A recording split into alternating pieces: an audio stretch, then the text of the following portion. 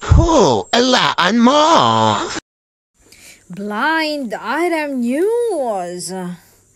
Yang aktor na nakahiligan ng magmotor, inaming gustong iangkas ang kanyang nobya.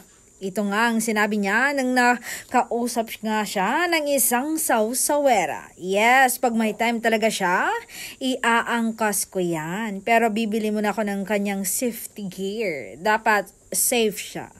Inaalagaan ko yan, pang forever ko yan, diba? At dagdag pa niya, ang sarap kayang libutin ang mundo kasama ng taong mahal mo. Gusto ko ring nakikita niya ang mga nakikita ko.